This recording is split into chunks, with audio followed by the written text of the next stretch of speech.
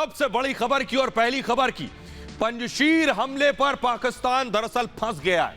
पाकिस्तान को इल्म नहीं था कि पंजशीर में तालिबान के कब्जे के लिए उसने जितनी बिसात बिछाई है वो पूरी दुनिया के सामने आ जाएगी, क्योंकि पहले दिन से सबको पता था कि पाकिस्तान ने अगर पंजशीर में तालिबानियों की मदद ना की होती तो आज पंजशीर के अंदर घुस भी नहीं पाता तालिबान। लेकिन अब यही पाकिस्तान के लिए मुश्किल बन गया है, क्योंकि खुद यूरोपियन यूनियन ने यह बात कही है कि पाकिस्तान दरअसल पंजशीर में तालिबान की मदद कर रहा था और अब पाकिस्तान पर बड़ी परेशानी खड़ी हो सकती है। ईयू ने बाकायदा एक प्रस्ताव पास किया है आतंकिस्तान यानी पाकिस्तान के खिलाफ। देखिए रिपोर्ट।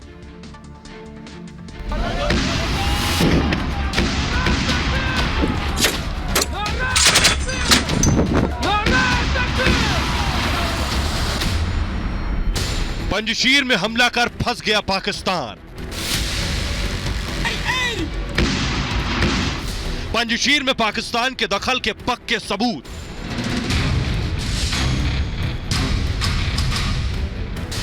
यूरोपीय संसद में पाक के खिलाफ प्रस्ताव पास। क्या पाकिस्तान पर बैन लगने वाला है? Taliban are not some military outfit. They are normal civilians.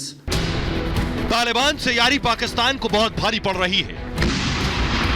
Panjshir में जिस तरह से पाकिस्तान ने हवाई हमले किए, तालिबान के लिए स्पेशल फोर्स भेजी और फिर आईएसआई चीफ के काबुल दौरे के दौरान पंजशीर पर हमले हुए, इसके बाद पाकिस्तान पूरी दुनिया के निशाने पर है। तालिबान के लिए पाकिस्तान बैटिंग कर रहा है, लेकिन खुद पाकिस्तान पर तालिबान से पहले बैन होने का खतरा मंडरा रहा है। Well, Pakistanis are well positioned right now. Looking at from here in Europe, they have supported the Taliban by not creating a Pashtunistan. They made sure that the Indian influence in Afghanistan was minimal. Now they want to return on investment. I think they're waiting for it. I think they are engaging with the Taliban, and now the game is on.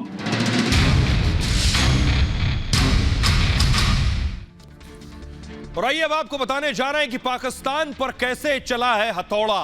Pakistan कैसे पूरी दुनिया में बेनकाब हो गया है।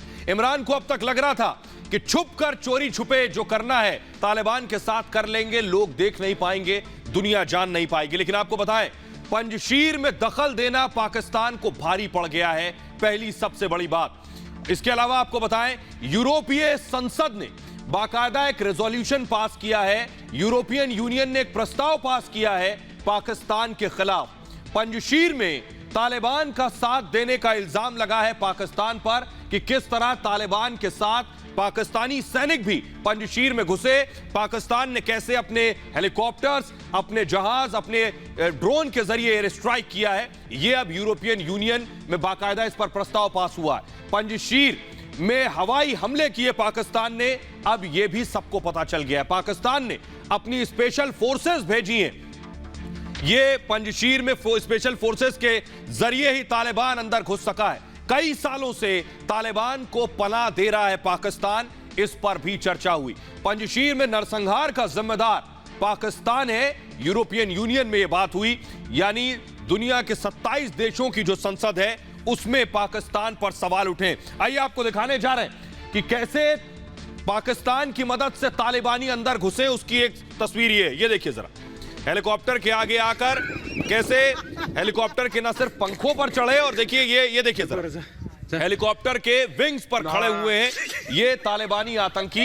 ये बता रहा है कि मानसिक स्थिति तो बेशक ठीक नहीं है, लेकिन जैसी हरकतें कर रहे हैं ये हरकतें जरूर डराने वाली है कि कैसे ये लोग एक देश चलाने जा रहे हैं। पंजशीर के अंदर की तस्वीर मैं आपको दिखा रहा हूं, ये देखिए हेलीकॉप्टर पर खड़े हुए हैं, वो तस्वीर मैं आपको दिखा रहा हूं। और इनके घुसने के बाद हुआ क्या है, 80% पंजशीर खाली हो गया। इनके इसी पागलपन और जानवरों जैसी हरकतों को देखकर पंजशीर से आम लोग डर कर भाग गए। देखिए जरा, तालिबान के लिए पंजशीर एक ऐसा अभेद्य किला रहा जिसे तालिबान हर हाल में पार करना चाहता था, लेकिन तालिबान का यह सपना पूरा होता फिलहाल तो नहीं दिख रहा। काबुल पर कब्जे के बाद तालिबान ने पंजशीर के खिलाफ पूरी ताकत लगा दी। शुरुआत में तो पंजशीर सीमा के बाहर काफी वक्त तक खड़ा रहा और इसके बाद पंजशीर में घुसने की हिम्मत दिखाई और पहले बाकायदा प्रोपेगेंडा से पंजशीर पर जीत का दावा किया, लेकिन पंजशीर और मसूद के लड़ाकों ने उसकी झूठ की पोल खोल दी। पाकिस्तान बेनकाब हो गया और तालिबान का प्रोपेगेंडा फेल हो गया। इसके बाद तालिबान अपनी औकात पर आया और आम लोगों के साथ तालिबान ने मारपीट शुरू कर दी। लोगों को घरों से बाहर निकालकर गोलियों से भूनना शुरू कर दिया। सरेआम उन्हें सजाएं देने लगा, खुलेआम हिंसा पर उतारू हो गया और जिस पर बाकायदा यूनाइटेड नेशंस ने चिंता जताई है। और इसके बाद पंजशीर और तालिबान में जंग और तेज हो गई।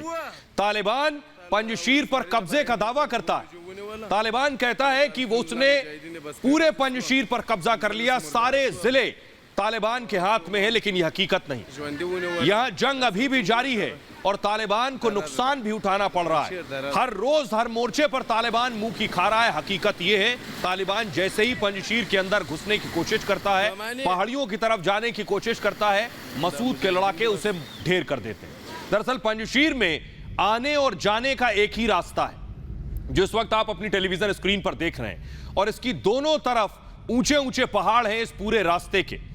इसकी प्राकृतिक सुरक्षा की वजह से, यानी पहाड़ों की वजह से, कोई इसमें कहीं और से नहीं घुस सकता। पंजशीर पर कब्जा करना सोवियत रूस के लिए भी मुश्किल था, लेकिन तालिबान और तालिबानी बर्बरता के बाद पंजशीर के लोग अब अपना घर बार छोड़ने को मजबूर हैं। तस्वीरें जो हम आपको दिखा रहे हैं उसमें आप देखिए कि यहां कैसे लोग पंजशीर से अपने ठिकाने, अपने घर, सालों से जो पंजशीर में रह रहे थे, वो इस वक्त तालिबान के आने के बाद अपने घर छोड़कर जा रहे हैं। अपना बिस्तर, अपना बैग, सब कुछ लेकर घरों में ताले लगाकर जा रहे हैं। गाड़ियों में भर भर कर लोग पंजशीर छोड़ने को मजबूर हैं। इस वक्त हालात ऐसे हैं क्योंकि तालिबानियों ने उनके घर पर डेरा डाल दिया।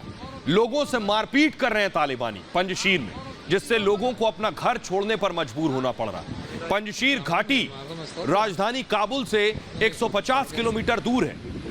हिंदू कुश पहाड़ों के नीचे स्थित है और पंजशीर नदी के किनारे पर मौजूद है।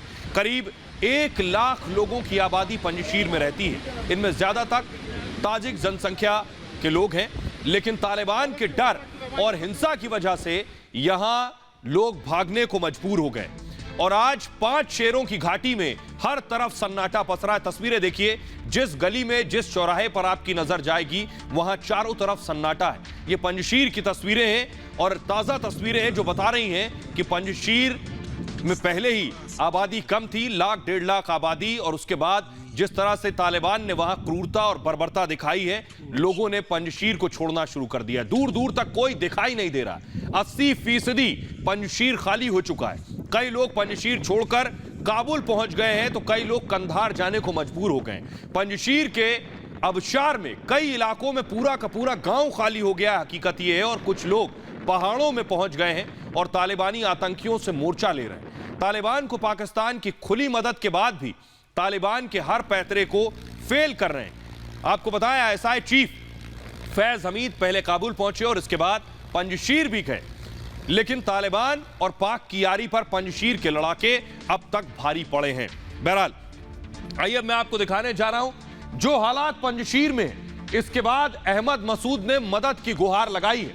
अहमद मसूद ने बाइडेन से, यानी अमेरिका के राष्ट्रपति से मदद मांगी है कि पंजशीर में जो हालात हैं, इसके बाद अमेरिका को आगे आना चाहिए, जो खुद को दुनिया का सबसे ताकतवर देश कहता है, उसे आकर पंजशीर में हो रही बर्बरता में मदद करनी चाहिए, पंजशीर के लोगों की और मसूद के लड़ाकों की।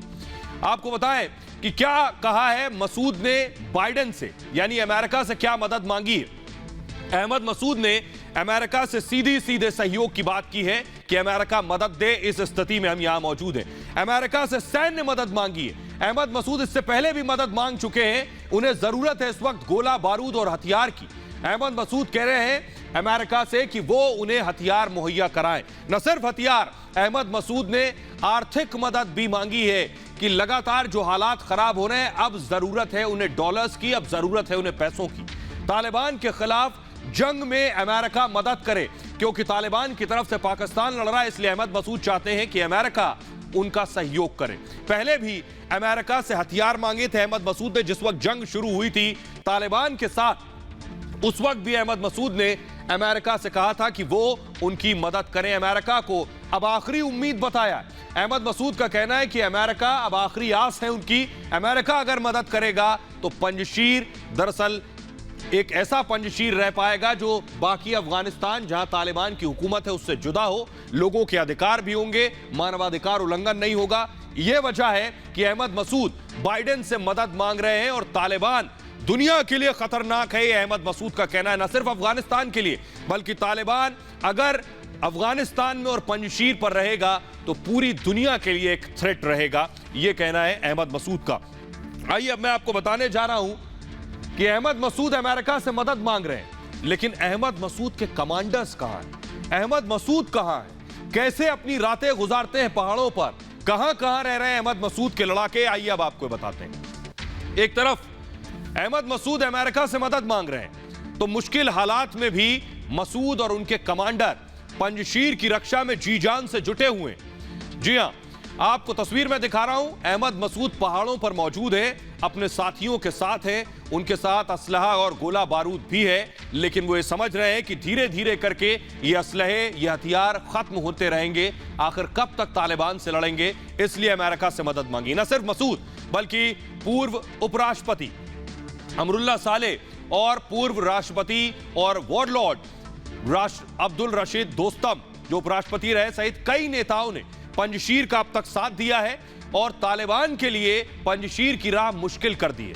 हामिद सैफी जैसे कमांडर की वजह से पंजशीर तालिबान को टक्कर दे रहा है, जिनको आप देख रहे हैं हामिद सैफी और उनके साथ कई और कमांडर्स हैं जो लगातार डटे हुए हैं घाटियों में, जो लगातार पहाड़ों पर मौजूद हैं, नदी पार करते भी तस्वीर सामने आई। बेशक पंजशीर नदी जो पहाड़ों से होकर गुजरती है वहां अहमद मसूद के लड़ाके मौजूद हैं। सैफी तालिबान के खिलाफ लगातार रणनीति बनाते रहते हैं। ये जो तस्वीर आप देख रहे हैं अहमद मसूद के वो कमांडर जिनके बच्चे के साथ, बेटे के साथ आप उनकी तस्वीर देख रहे हैं, क्योंकि ये लड़ाके अपना घर बार, अपना परिवार छोड़कर घाटियों में इस वक्त मौजूद हैं। वहां आमिर जैसे कई कमांडर हैं इस मौके पर जो कि मर मिटने को तैयार है पंजशीर के लिए।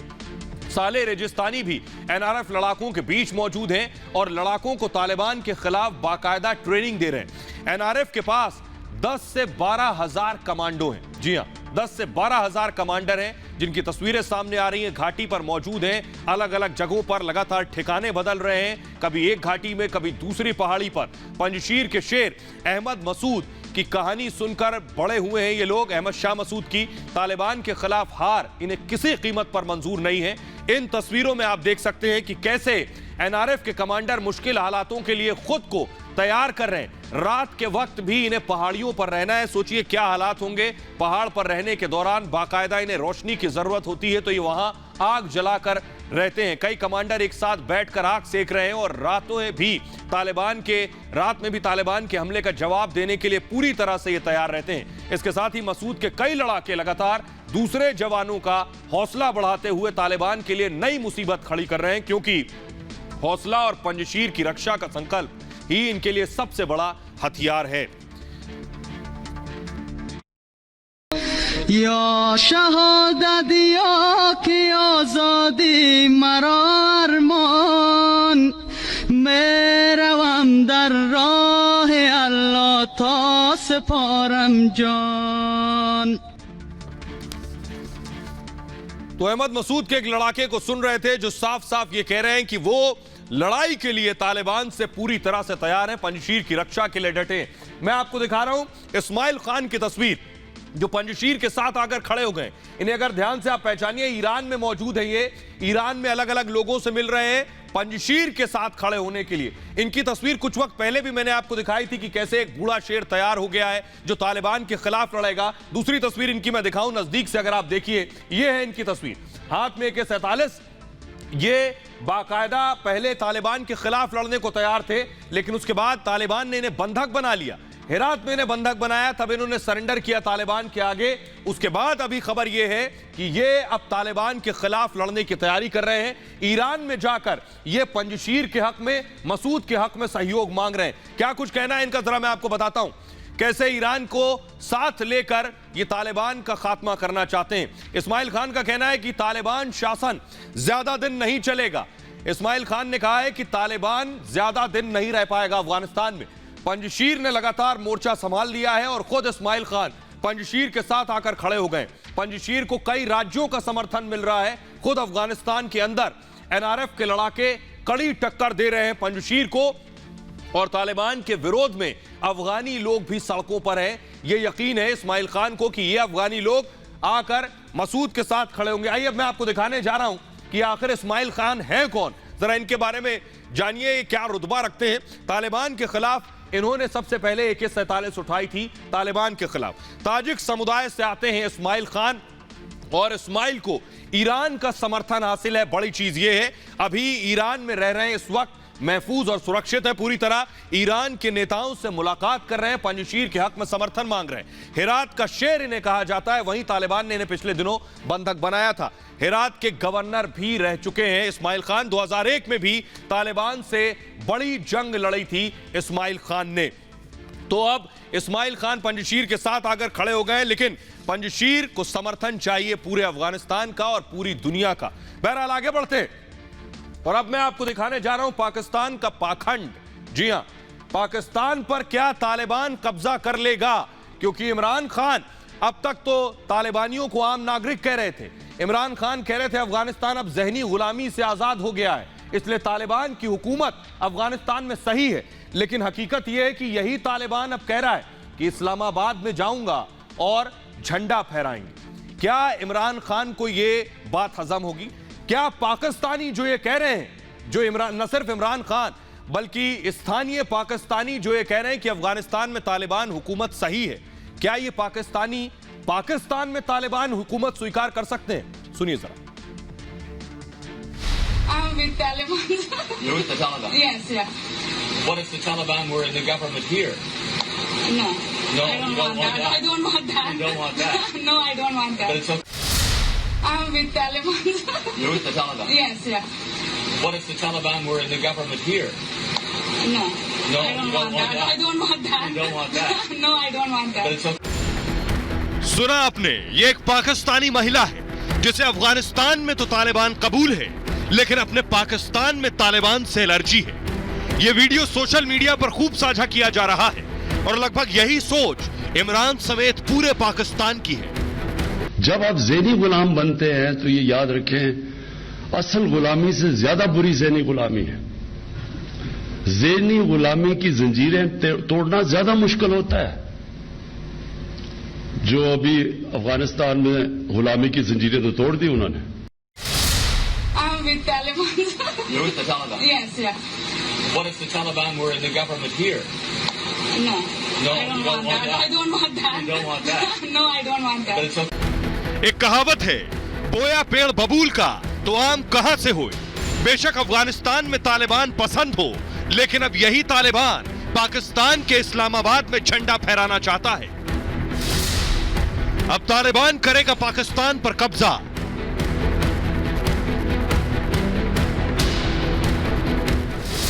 पाकिस्तान में घुस गया तालिबान।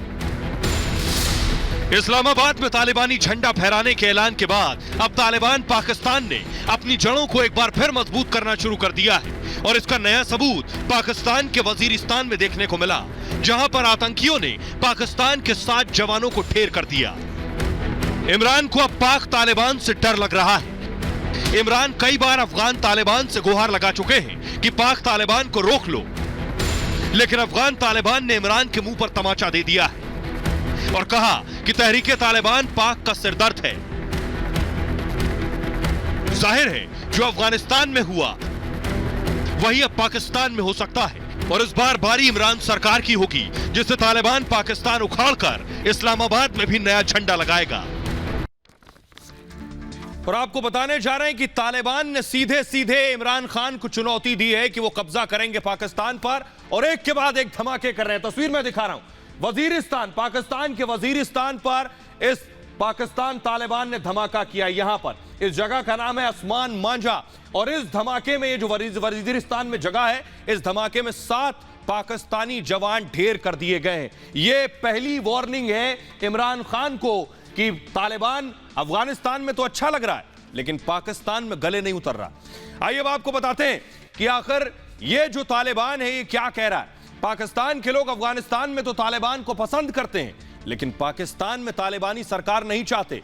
लेकिन पाकिस्तान को एक और खतरा है जिसके बारे में अब आपको बताने जा रहे हैं। तालिबान की पाकिस्तान को खुली धमकी है, सीधी सीधी धमकी तालिबान ने दे दी है पाकिस्तान को कि तालिबान पाकिस्तान पर कब्जा कर सकता है। इमरान खान की नींदें उड़ी हुई है। इसके बाद पाकिस्तान से उखाड़ फेंकेगा इमरान सरकार, यानी जो पाकिस्तानी शासन है उसे पूरी तरह से बाहर कर देगा। पाकिस्तान तालिबान का यह मकसद है।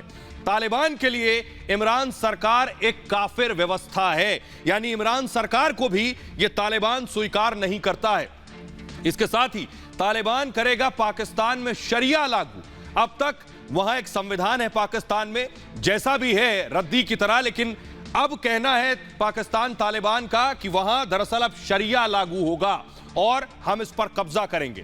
पाक तालिबान का बड़ा नेता जेल से फरार हो गया पिछले दिनों, और तालिबान ने अफगानिस्तान की जेलों में सैकड़ों पाक तालिबानियों को रिहा कर दिया है। यही सबसे ज्यादा मुश्किल इमरान खान के लिए खड़ी हो गई। आइए अब मैं आपको दिखाने जा रहा हूं तहरीक तालिबान पाकिस्तान का मुखिया कौन है। ये देखिए जरा उसकी तस्वीर ये है, आप देख रहे हैं नूर वली महसूद को। आप देख रहे हैं नूर वली महसूद टीटीपी का मुखिया है और सीधे सीधे इमरान के लिए खतरे की घंटी है। आइए मैं आपको बताता हूं कि ये तहरीक तालिबान पाकिस्तान है क्या जिसने इमरान को फिलहाल परेशान कर रखा है। उन्हें अब डर सता रहा है। ये देखिए जरा, ये जो मैं दिखा रहा हूं ये कहां पर मौजूद है। ये जो तालिबान है, ये आप देख रहे हैं अफगानिस्तान का नक्शा और ये आप देख रहे हैं पाकिस्तान का नक्शा। ये जो वजीरिस्तान और खैबर पख्तूनख्वा देख रहे हैं, इमरान का कभी गढ़ हुआ करता था उनकी पार्टी का तहरीक इंसाफ का, यहां मौजूद है ये तालिबान। बॉर्डर्स पर यहीं अटैक करता है और ये अंदर घुसने की कोशिश कर रहा है। हजारों की संख्या में इस तालिबान के लड़ाके हैं जो इमरान को सबसे ज्यादा परेशान कर रहे हैं। आइए अब मैं आपको दिखाने जा रहा हूं कि आखिर तहरीक तालिबान है कौन, कौन है जिसने इमरान खान की नींदें उड़ा रखी हैं। देखिए जरा, तहरीक तालिबान एक पश्तून समूह है। जैसे तालिबान पश्तून समूह है वैसे ही ये तहरीक तालिबान भी है। तहरीक तालिबान को पाकिस्तान तालिबान भी कहते हैं और दिसंबर 2007 में टीटीपी की स्थापना की गई थी। 2007 में बना था।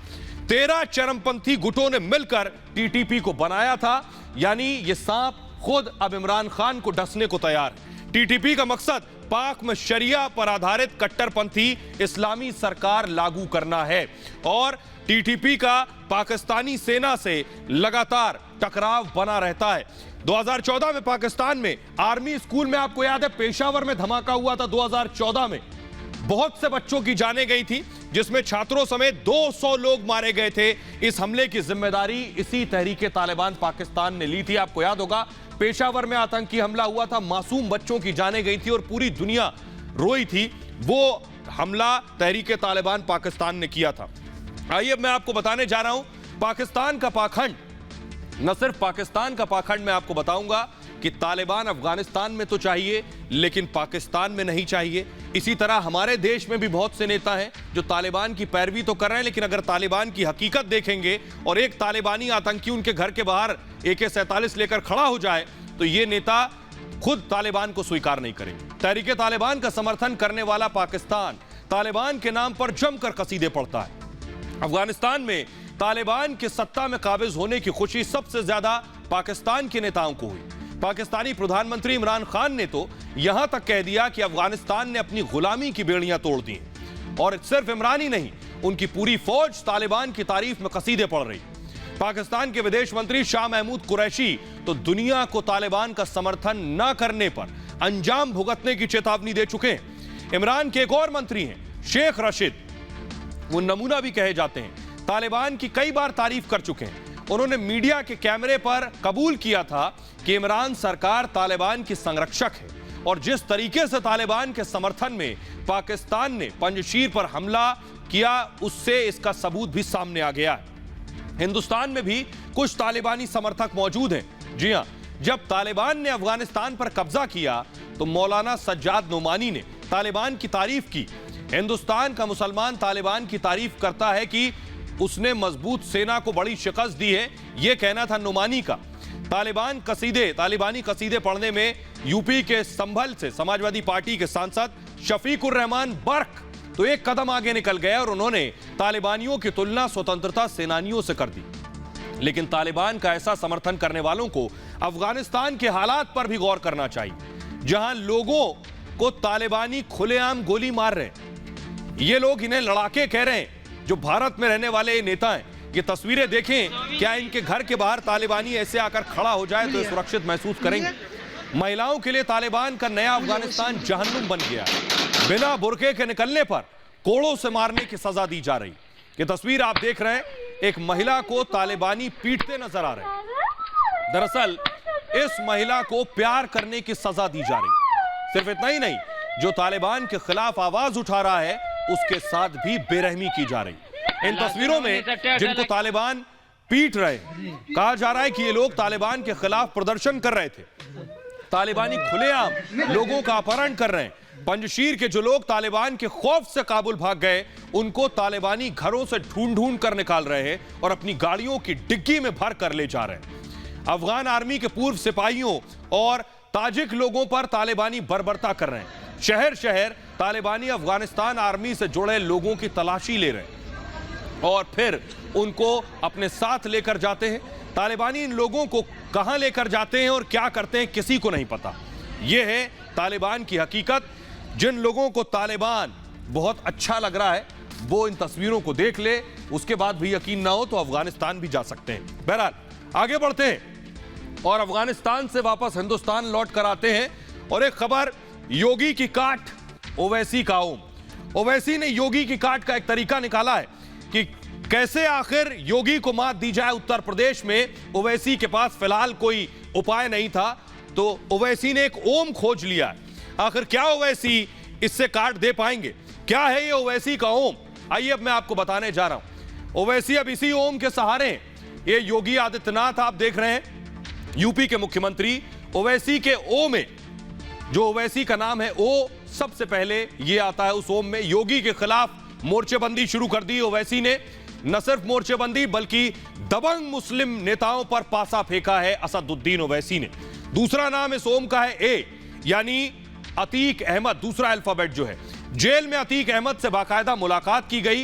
इसके अलावा अतीक की पत्नी को टिकट का ऑफर किया है कि अतीक की पत्नी चुनाव लड़े ओवैसी के साथ। और मुख्तार अंसारी, इस ओम का एम अल्फाबेट है, मुख्तार अंसारी, पार्टी में शामिल होने का ऑफर दिया गया है। मुख्तार अंसारी को मऊ सदर सीट से टिकट का ऑफर दिया गया है। तो बड़ा सवाल यही है कि क्या ओवैसी योगी आदित्यनाथ को इस ओम के सहारे शिकस्त दे पाएंगे, या फिर योगी के विरोधी ही इस ओम के सहारे ढेर हो जाएंगे और इसका सीधा फायदा योगी आदित्यनाथ को होगा। देखिए रिपोर्ट। यह योगी के हथौड़े का असर है। यह योगी के बुलडोजर का असर है। यह योगी का एनकाउंटर इफेक्ट है।